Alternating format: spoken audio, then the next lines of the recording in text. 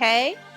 We are going to commence our Hustle Pro interview today, and I have with us Detroit native and entrepreneur, 2024 Techstars alum, and CEO of Aphid, Brandon Cooper.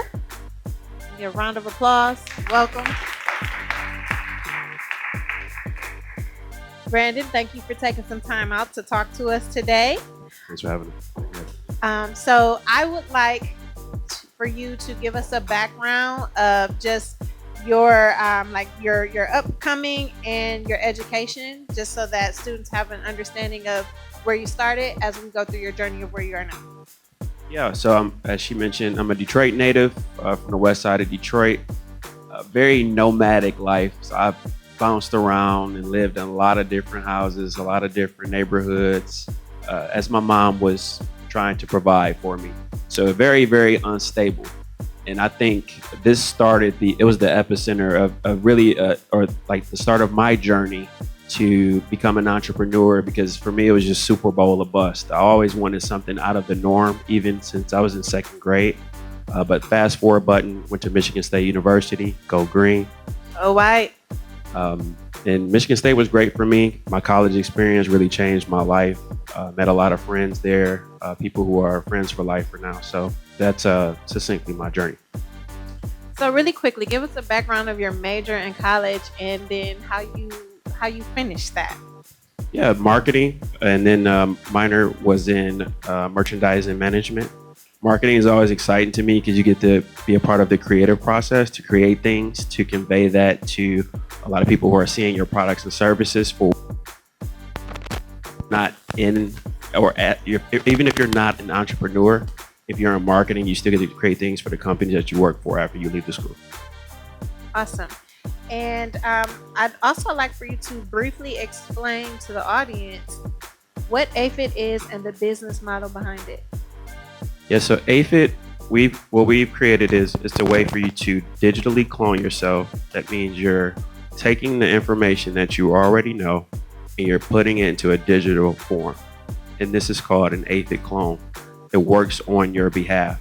So everyone is very familiar with the traditional job setting where you go into work, you put 8 hours in, and you get paid usually bi-weekly, like every 2 weeks. But what if there was a way for you to work in multiple places at one time?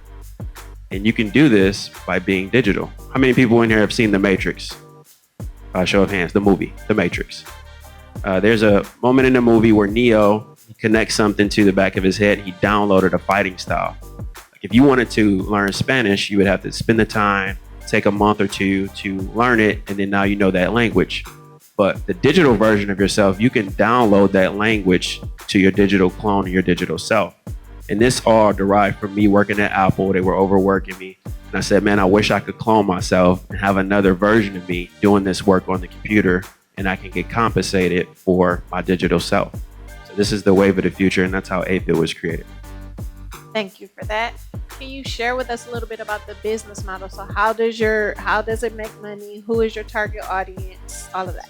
Yeah, so it's based on a subscription plan. So you can choose, it's for individuals and businesses, primarily small businesses, small to medium-sized businesses. Solopreneurs are entrepreneurs who are starting their company. It's just them. They don't have a staff. You don't have the capital to pay them. It's very hard to run a company if you're not paying people, but if you can convince a few crazy people to join you and start a company, then great. But that's who we're targeting. So you can pay for the personal subscription, or you can pay for the small, medium-sized business. And then we also have one for enterprises as well, which are larger companies. Thank you for sharing that. So we understand that you're an entrepreneur. You had this big idea, and we've learned a little bit about where it comes from. But can you tell us how you got started? Oftentimes we see entrepreneurs with this idea and this up-and-coming success. But for those of us who are trying to follow a similar path, they never give us how that journey started and really what you did to get there. Because when you start from nothing, right, it's really hard to conceptualize building something. So can you give us that path? Certainly. In college, I was introduced to, it was a network marketing company. You guys, I'm sure, are going to start seeing them as you become older. But people will invite you to their house, and they talk about how you can leverage your time through building a downline. You could recruit people and things like that. But that was my introduction to entrepreneurship. But the one thing that it taught me is, if you're constantly at work all the time, you will never be wealthy. And wealth isn't important to everyone. But if something happens to you, if you get sick or you can't go to work, your money stops. And if you can't work and your money stops, then you haven't mastered finance and how money actually works. So that's my personal experience. That's how I got introduced to it, and I learned about Rich Dad Poor Dad by Robert Kiyosaki, Think and Grow Rich by Napoleon Hill. These are all books that I suggest all of you guys open up and read those books, because it will change your life if you've never heard of them. Think and Grow Rich by Napoleon Hill. He talks a lot about law of attraction, how through energy you can attract the things that you actually want. So my entrepreneurial journey is really, really tough because it's hard. You see all of these successful people, you see the Mark Cubans, and you see everyone on TV, Jay-Z's and everything, but you really have to understand how difficult it is to be an entrepreneur. And I was up a lot of 3 a.m. nights going through it. You go through pivots, right? A pivot is where you're working on something in the company, and then you decide to make a swift change in maybe the business model, the pricing, or who you're actually targeting. Twitter, when the company first came out, wasn't what it is now. They went through different iterations of what they thought the company was going to be, but your users and your customers are going to tell you who you actually are. And one quote that I heard was, your company isn't what you say it is, it's what other people tell other people your company is. Awesome. I love that. So a couple of pieces of insight. I was actually one of the people in his little pyramid scheme entrepreneurship during the what'd you call it? The downward flow? They called it a downline. It was a downline. Yeah. I was recruited in the downline. I won't tell you the product we were selling, but Tahitian noni juice. Have you guys heard of that? Don't buy into the scheme. But it did teach us a little bit about entrepreneurism and just being a go-getter. So I do value the experience. But yes, so we went to college together. If you haven't picked that up yet. Also, I wanted to kind of reiterate too. He mentioned some really good books. I also second that motion. But to Aphid's whole business model and point, if you don't have time to read it, Audible is a good, that way you can drive and read or listen and still download that information as you're doing something else, multitasking in the future.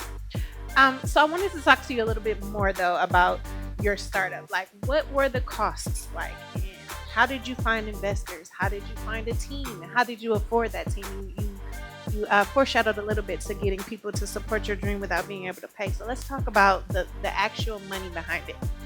Yeah, so in a startup or as an entrepreneur, the very first thing is called bootstrapping. That means you're taking your own money and putting that money into your company. Most people don't have a lot of money coming out of college, depending on when you're starting the company. But if you're working a job, you take some of that money and then you're infusing that money into your startup. So that's called bootstrapping. And then the next thing that you do after bootstrapping is you have friends and family around. That means you're asking uncles, moms, dads, cousins, whoever it may be, hey, do you want to put a small amount into my idea, my company? You can get in right now at the lowest valuation. That means they're getting in at a sweet spot, right? Where their money now is going to go a lot longer in the future. Just like a stock. If you bought a stock when it was really, really low in a price, and it goes up, from $5 to $218, you got in at the right time. So that's how friends and family work. But after that comes the really, really, really tough part. You're trying to convince venture capitalists, which is called VCs for short. So anytime you hear VC, that's a venture capitalist. These are people who have a wealth of money. They have investment bank. They have bankers behind them that give them money, $50 million, $100 million. It depends on what the fund is. So just imagine a fund is like a pool of money, right? So if Gail was a VC, her fund may have $50 million. She can now take $50 million and decide which companies that are pitching to her company that they want to invest in. So the same way that they just pitched their company Locked In, Gail would decide to say, okay, we're going to give Locked In $200,000 for their venture. So what you have to do as an entrepreneur is you have to decide how much you want to actually raise for your company.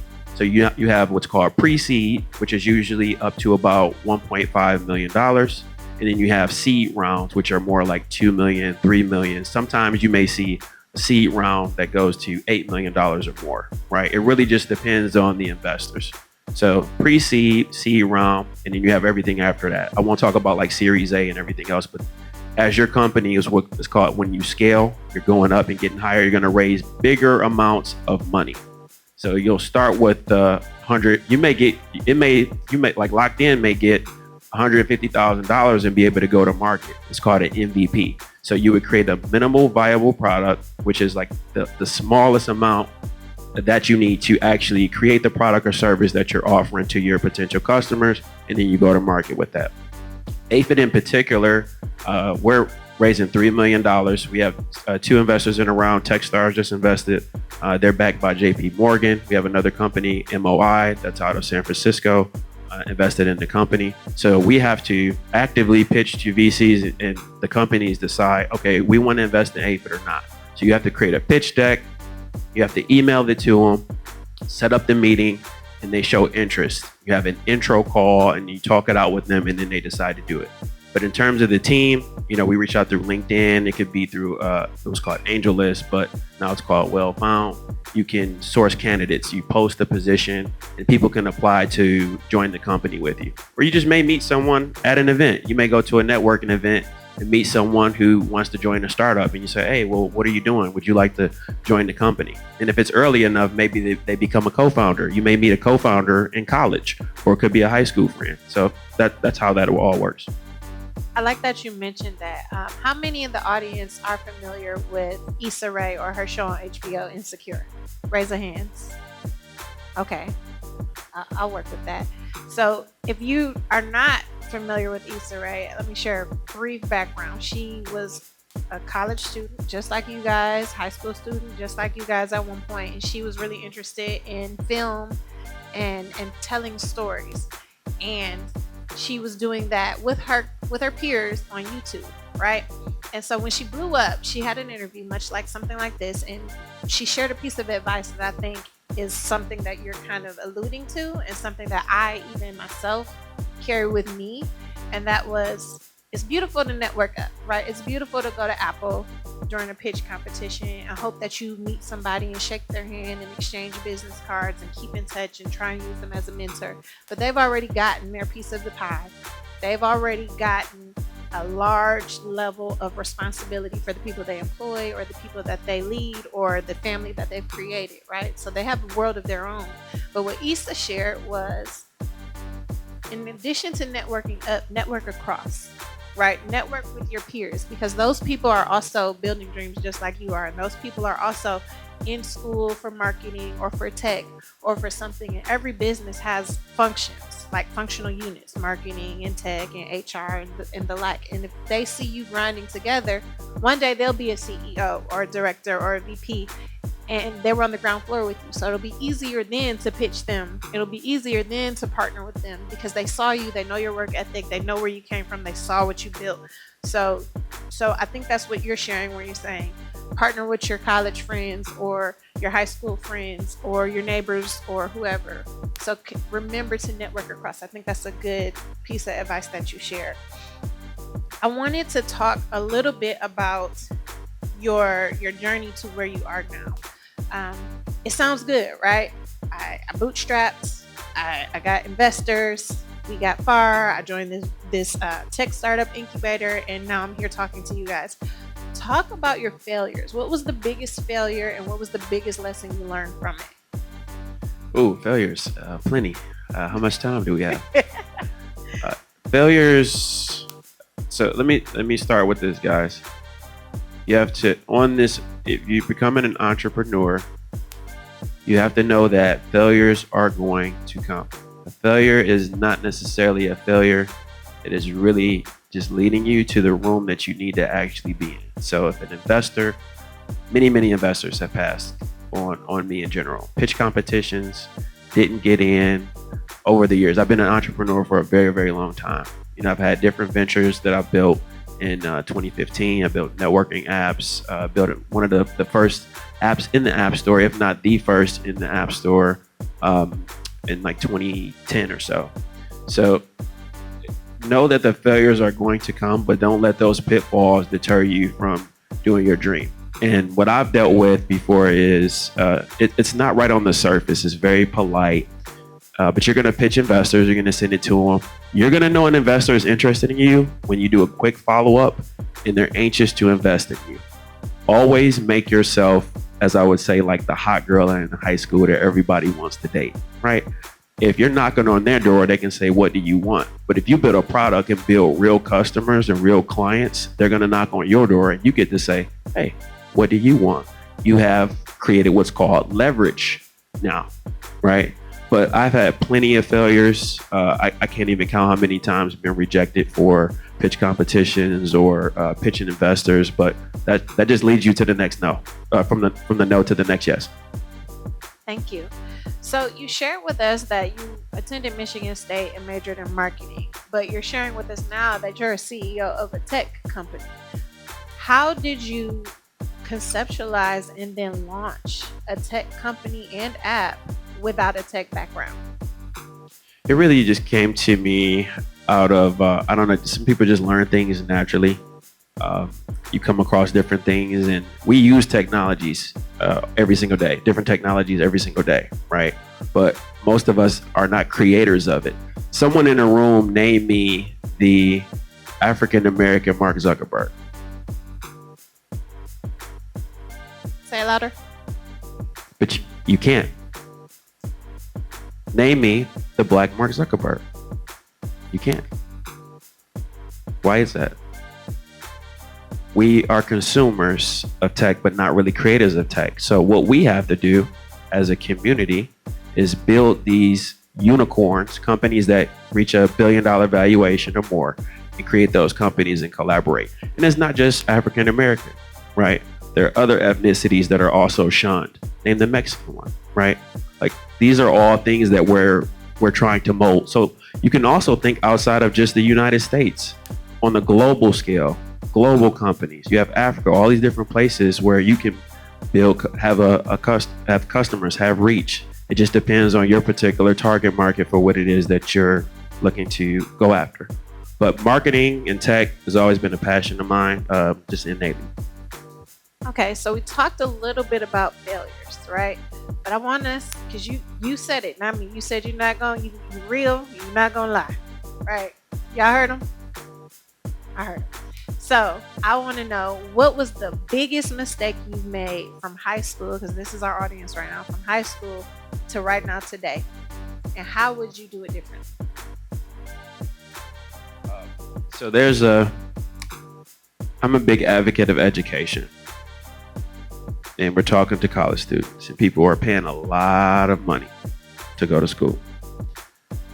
I would say try to get as many scholarships and grants as you possibly can. I know you guys are in the thick of it, but make sure. These are high schoolers, so they're. Oh yeah. High school. Sorry, we're preparing for college. So you're right. So make sure as you're on your journey going to college that you try to get as many scholarships and grants as you can to go to school for free.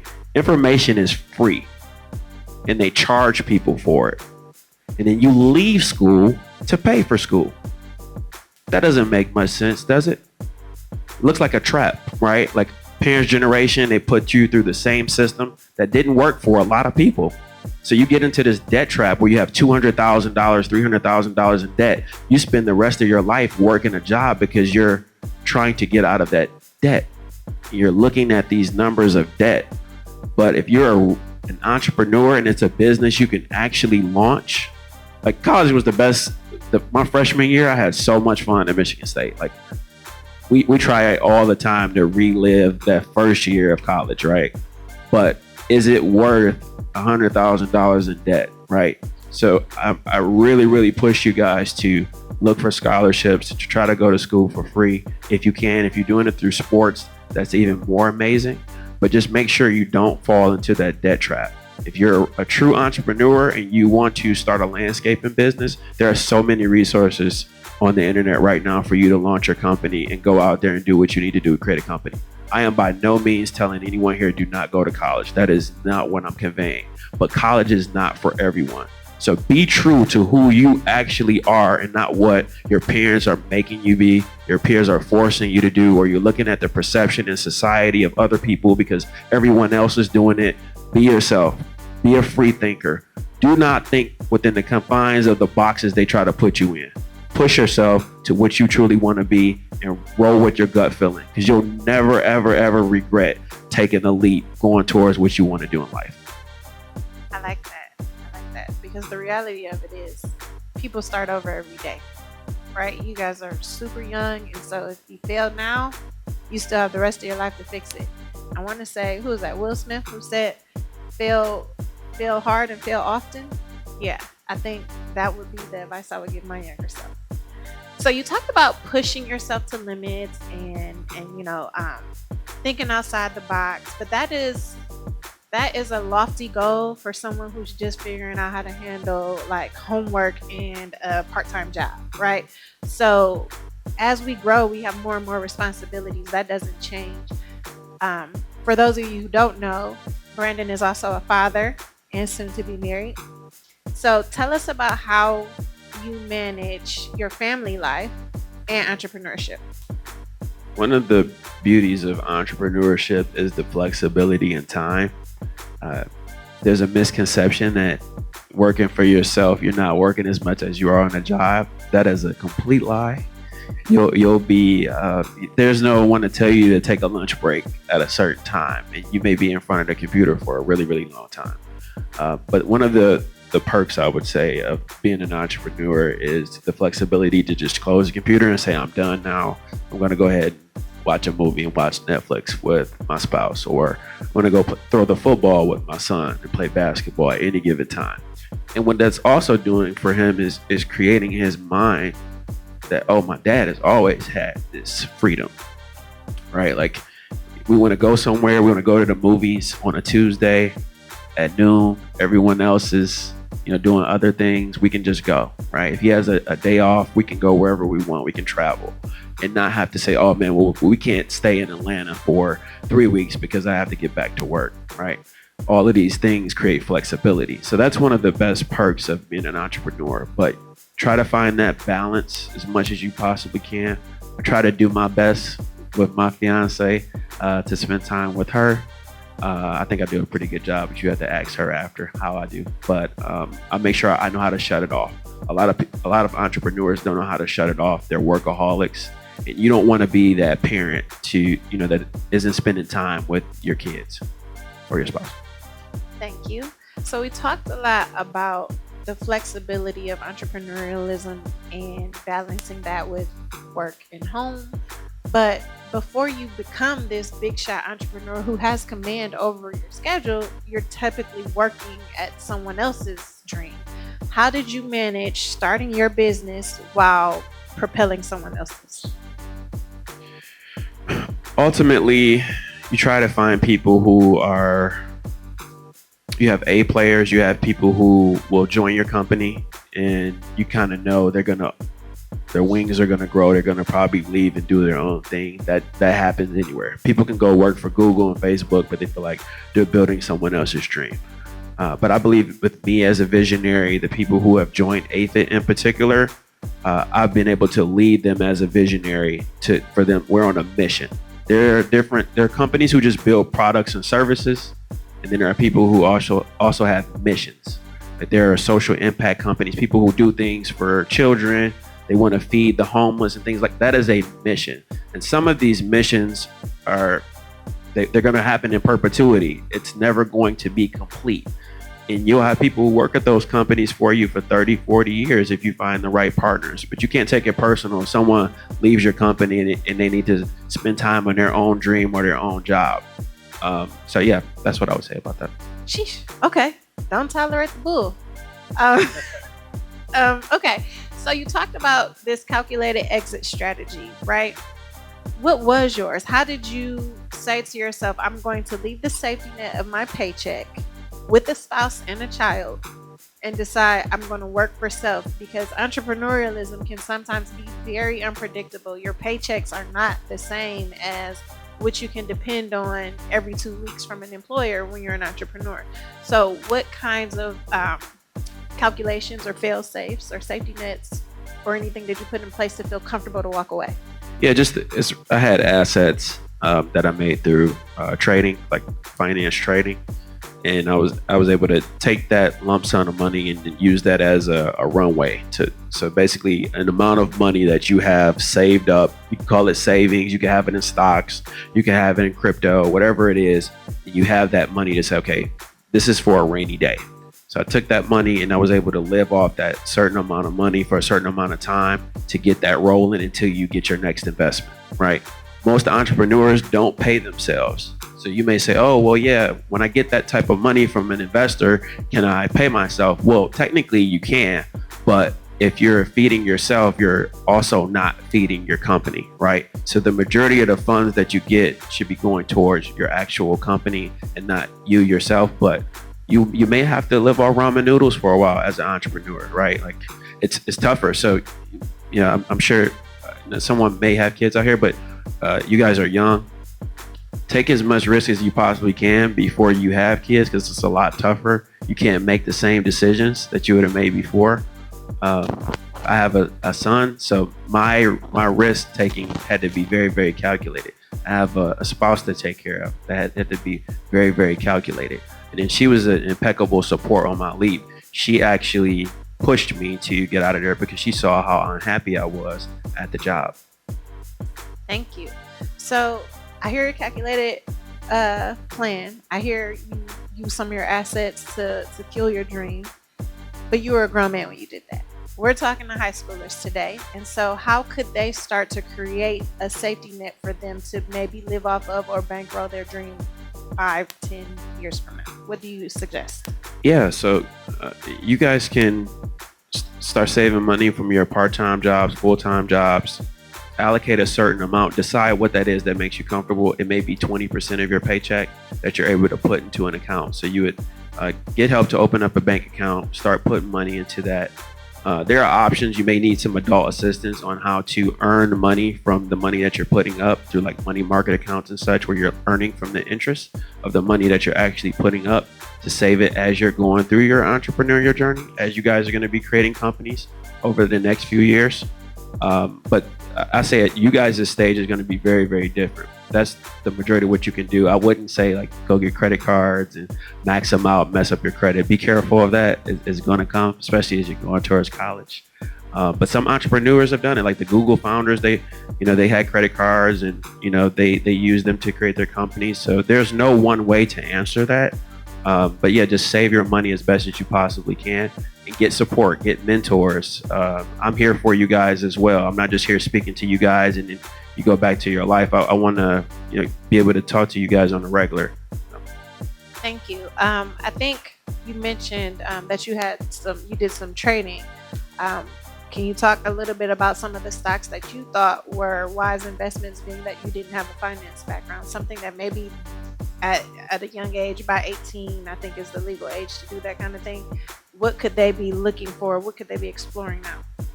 Yeah, so right now, in terms of stocks, you guys know AI is the big thing, right? Everyone is AI this and AI that. You have NVIDIA. They create the chips that go into the devices that are powering AI. So I want you guys you may want to write it down, but in AI, you have machine learning and then you have deep learning. So machine learning is learning through the experience as the AI is operating. And then deep learning is comparable to the human brain. So the AI is working the same way that we think. It's an enhanced version of the machine learning, right? So you can invest in stocks like NVIDIA on the stock market. You have to open up an account. I can help assist you with that. Me personally, most of my investments were into cryptocurrency. It's extremely volatile. That means it goes up and down like crazy. But I saw Bitcoin before Bitcoin was what it was now. And I told a lot of my friends, hey, look, make sure you buy a Bitcoin right now. They didn't listen to me. And you see Bitcoin. And I told them when it was about, $3,000 or so. But the beauty of Bitcoin or crypto in general is you can buy fractions. So you don't have to. You see Bitcoin and it's $60,000. You don't have to spend $60,000 to get some of the Bitcoin. You can get pennies on the dollar. You can put $20 into it, $50, $100, $150. And as Bitcoin's price increases, your money increases, right? So, but there's a lot of risk involved in that. But I'm a heavy risk taker. I see the future, right? Anyone in here ever heard of Blockbuster Video? Shouldn't be that many hands in here. But they had VHS tapes. This is how we used to watch movies. And Netflix went to them and said, hey, would you guys be willing to buy us? And they laughed them out of the room and said, no, Blockbuster is now bankrupt and defunct. They don't exist anymore. Netflix is, everyone in here watches Netflix, right? Everything has gone digital. So money is going digital, guys. And all cryptos are not volatile. That means you can also buy cryptocurrency that doesn't move in price. They're called stable coins. So you can earn interest from putting money into those stable coins by opening a Coinbase account, and you can earn the APY on the money that you put into the stable coin. So maybe you don't open necessarily a bank account. You can buy the crypto, put $50 into it in that stable coin, and earn 5% every single year on putting it into that stable coin. But there are other cryptocurrencies as well to invest in. There's Ethereum, which is going to be the next one up in terms of what's called market cap, the capitalization of the entire market. So the crypto industry is a $2 trillion industry right now. By the year 2030, we're going to be seeing something insane. It could be 20 trillion. We don't know what it's going to be by then, but just know that it's still the ground floor, because you can't go to McDonald's and buy a cheeseburger with Bitcoin. So just understand where you guys are sitting at right now as I'm explaining that to you. So if you didn't catch that, he mentioned Coinbase. Who in here knows what Coinbase is? 1, 2, 3, 4 people? Geesh. All right. So just a quick explanation of Coinbase. Everyone knows what Bitcoin is, yes? I didn't hear you. Awesome. Okay, so you have to go somewhere to buy that, right? Where do you go to buy Bitcoin? There are Bitcoin ATMs at the gas station, but that ain't it. So Coinbase is a digital platform, much like your stock trading, like your Webull and your Robinhood. Have you guys heard of those for like trading stocks? So Coinbase is a platform, an app where you can trade and purchase cryptocurrency. So when he mentioned Coinbase, it's no different than your Robinhood or your Webull or your Facebooks or whatever. It's an app that you download and sign up and have a profile for, and then you set up your payment methods to purchase cryptocurrency. And it's not just Bitcoin on there. As he mentioned, Ethereum and other kinds of coins, stable coins, are there for you to kind of play with and practice with before you really risk your money. And again, this is not for everybody, but if you're interested in figuring out if you have extra money, or if you work a job, or you're getting paid to learn at programs like Math or Journey, comparable salaries that some adults aren't even earning, you could save a few dollars and try and play with that there. Who has a Cash App account? Yeah, you can purchase stocks and crypto through Cash App as well, right? So if you want to learn about it, figure out how much you can afford to lose, $5, $20, purchase and play, and see how that works, because the more you find and learn experience in it, the more you can figure out how to manipulate it to your advantage and begin to earn passive income. Quick question. How many people in here do not know what cryptocurrency is? It's okay. Like, it's okay. I know you guys hear it, but really don't know. It's digital money. So you have cash that you can physically touch. Cryptocurrency is a digital form. So I'm sending you money from me to you without a bank being in between. Bitcoin in particular, if I'm sending you money, Gail is running a computer at her house that's processing it for me to send it to you. So instead of the bank getting that fee, Gail gets the fee. It keeps it all within peer-to-peer through people. So cryptocurrency was created for that reason, to not deal with the banks. Does that clarify it for those of us who aren't clear on crypto?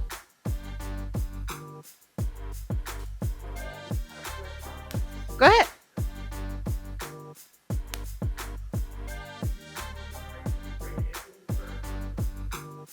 Wait, So the question was, were you trading equities or cryptocurrency? Yeah, primarily cryptocurrency. Yeah, I did some options and stocks, just general investing at a lower price and then sell when it goes higher. But I would say 80 to 90% is crypto.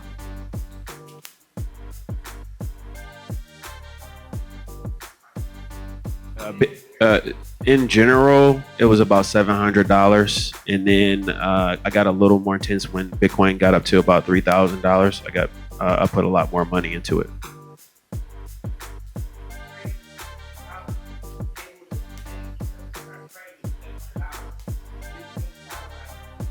60,000. Yeah. And it's very affordable too. There are some cryptocurrencies that are 2 cent. So imagine, what's your name here? The hoodie? You. Yeah. Sir? It- Oh, man. He's fine. Aaron? So Aaron, tell me, if for 2 cent you could buy a share in something, and then in 20 years that 2 cent is going to be worth $18, would you take it? Yeah. Absolutely. So if someone had a calculator and you say, I have $100, how many shares could you get at 2 cent?